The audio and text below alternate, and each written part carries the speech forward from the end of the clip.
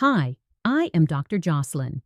If you are over 40, 50, or 60 and living with high blood sugar, prediabetes, or type 2 diabetes, what I'm about to tell you may change how you eat for the rest of your life. In the next few minutes, you're going to learn simple food strategies that can lower your blood sugar within minutes of eating. Not pills, not supplements, not expensive programs. Just small changes in how you eat the foods you already have. These methods are used by endocrinologists, backed by research, and most importantly, they work right away. You don't have to wait weeks. You can see the difference on your glucose meter tonight. I've spent decades working with older adults who were told their numbers would only get worse. I've watched people lose vision, kidney function, circulation, even limbs because their blood sugar stayed high year after year. But I've also seen something else. I've seen men and women in their 60s and 70s take back control, not by adding more medication, but by changing the way their body responds to food. Same meals, same kitchens, completely different outcomes. One man I worked with was 72. His fasting sugar was always over 180. After meals, it jumped close to 300. His doctor wanted insulin, but he was terrified of needles. Instead, he learned a few simple eating habits.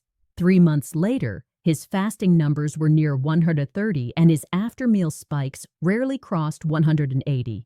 No new drugs, no extreme dieting, just smarter eating. Another woman, 67, was told she was on the road to full diabetes. Her A1C was climbing. She felt tired all the time. She made these same changes, and within a year, her numbers returned to the normal range. Her doctor used the word reversed.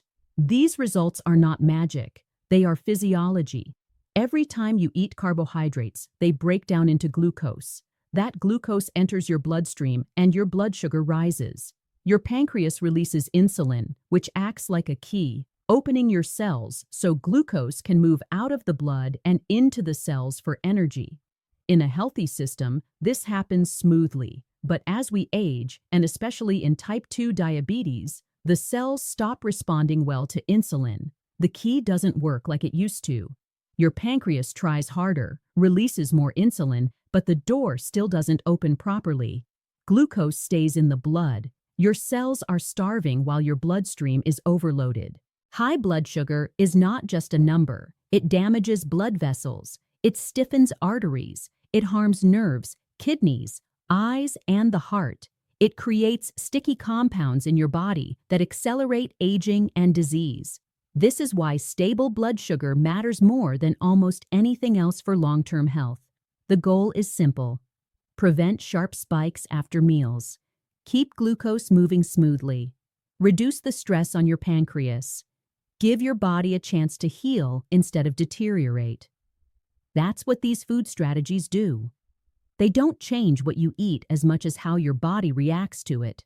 They slow glucose absorption, improve insulin sensitivity, and redirect sugar into muscles instead of blood vessels. In the next part, I'm going to begin showing you exactly how to do this, starting with a habit so simple it feels almost too easy, yet it can lower your post-meal blood sugar by nearly 30% using the same plate of food. Once you understand this, you'll never eat in the same order again.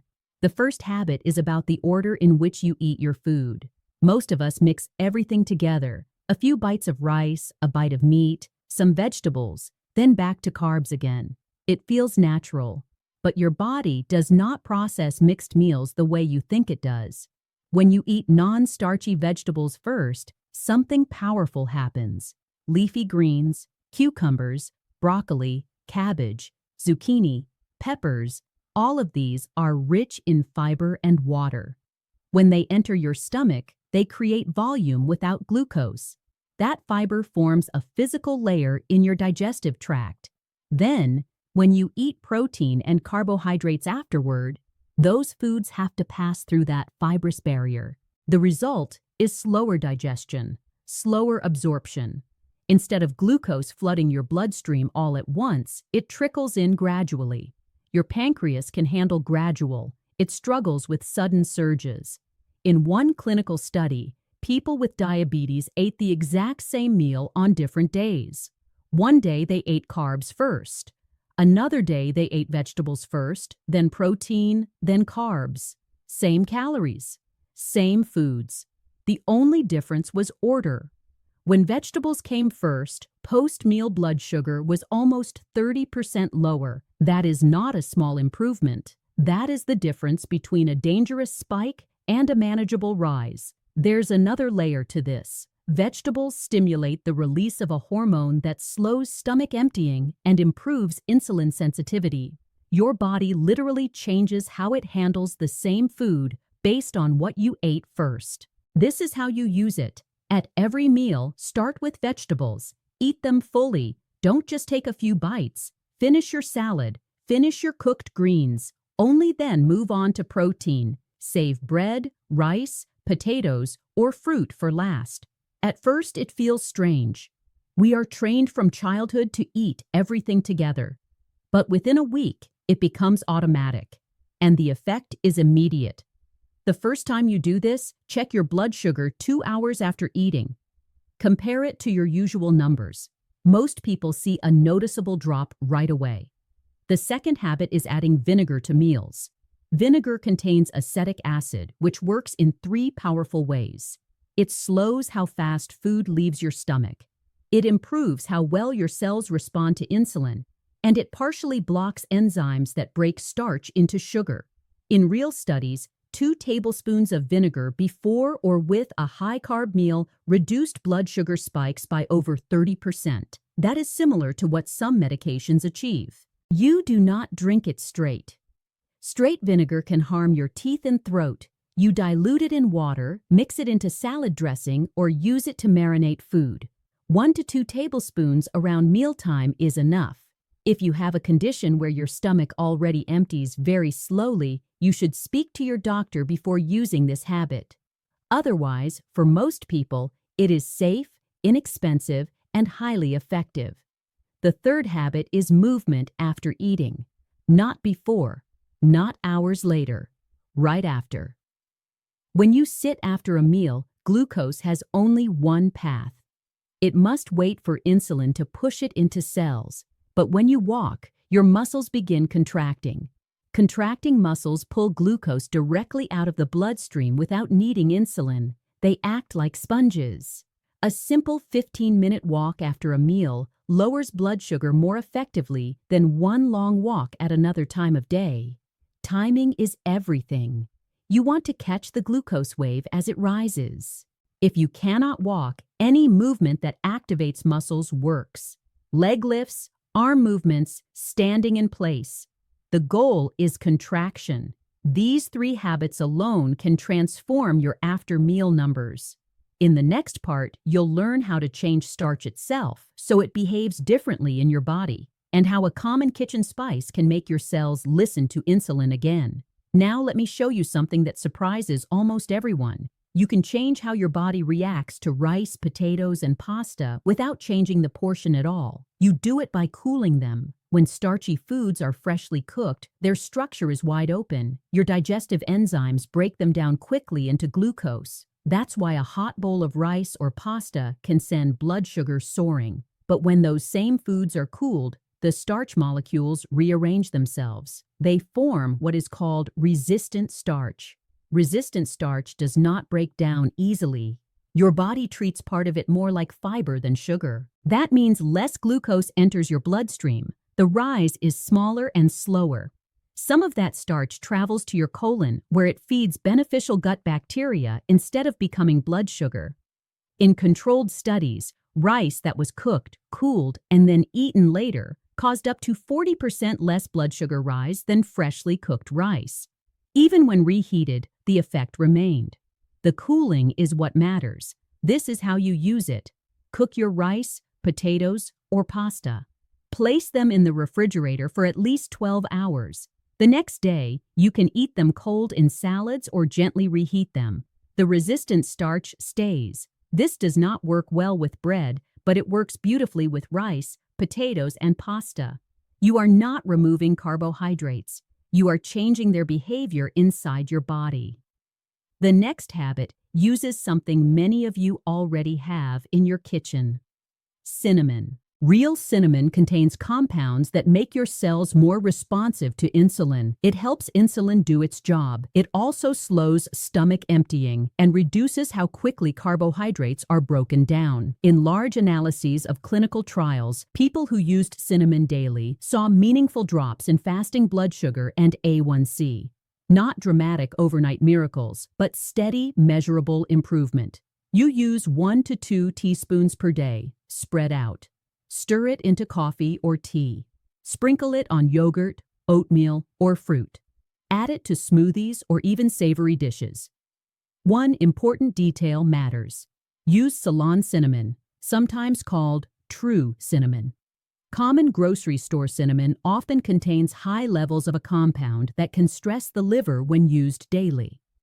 Ceylon cinnamon is much safer for long-term use. These habits work together. Cooling starch changes the food. Cinnamon changes how your cells respond. Vegetables and vinegar slow absorption. Walking redirects glucose. But there is one more rule that ties everything together. Never eat carbohydrates by themselves. When you eat carbs alone, they digest rapidly. Blood sugar rises fast and high. But when carbs are paired with protein, fat, or fiber, digestion slows. Hormones are released that delay stomach emptying. Fiber creates physical resistance. The glucose enters gradually instead of all at once. In research, adding protein to a carbohydrate meal reduced blood sugar spikes by over 30%. Adding fat had a similar effect. Combining both worked even better. This does not mean you can eat unlimited carbs. Portions still matter. But for the carbs you do eat, pairing them correctly can change everything. Toast becomes safer with nut butter or eggs. Fruit becomes gentler with a handful of nuts or yogurt. Rice behaves better with chicken and vegetables. Pasta becomes manageable with fish, olive oil, and greens. You are no longer throwing sugar into your bloodstream naked and unprotected. In the next part, I'm going to show you what all of this looks like in one ordinary meal and how people use these habits in real life without stress, without perfection, and without giving up the foods they love. Let me paint a picture of what this looks like in real life. Nothing fancy, nothing extreme, just a normal dinner. Imagine you are having grilled chicken, rice, and steamed vegetables. Before the day of that meal, you cook your rice and place it in the refrigerator overnight. That single step changes how that rice will behave in your body. The starch reorganizes. It becomes gentler on your blood sugar. When it is time to eat, you do not start with the chicken or the rice. You begin with vegetables. A bowl of salad, a plate of greens, broccoli, spinach, cabbage, whatever you have. You eat those first, completely. Then you move to your protein. You eat your chicken. Only after that do you eat the rice. Not by itself. You eat it alongside the chicken so it is paired with protein. With your meal, you include vinegar. Maybe it is in your salad dressing. Maybe it is diluted in water. Just 1 or 2 tablespoons around the meal. You sprinkle a little cinnamon into your food or drink earlier in the day. When you finish eating, you do not sink into the couch. Within 10 to 15 minutes, you stand up and move. You walk around your home. You step outside. You move your legs. You let your muscles pull glucose out of your blood. That is all 6 habits in one ordinary meal. This is exactly what people like Thomas did. Not once, not occasionally, every day. 3 meals a day, he ate vegetables first. He never ate bread or rice alone. He cooled his starches. He used vinegar. He walked after eating. He added cinnamon.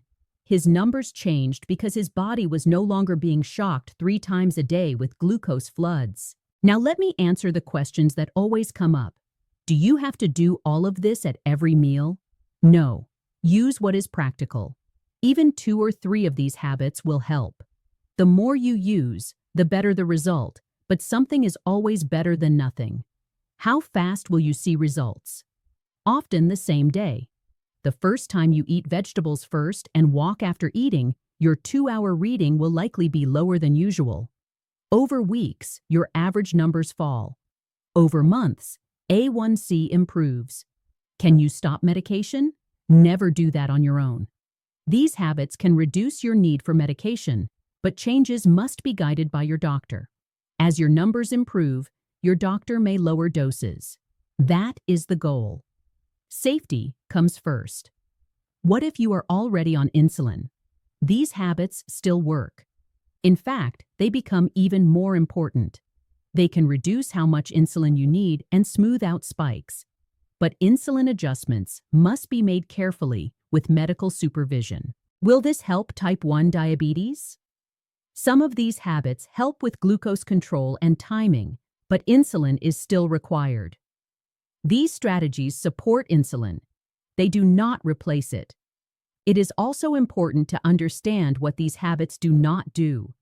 They do not give you permission to eat unlimited carbohydrates. Portion size still matters.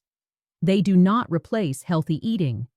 Whole foods, vegetables, quality protein, and healthy fats remain the foundation.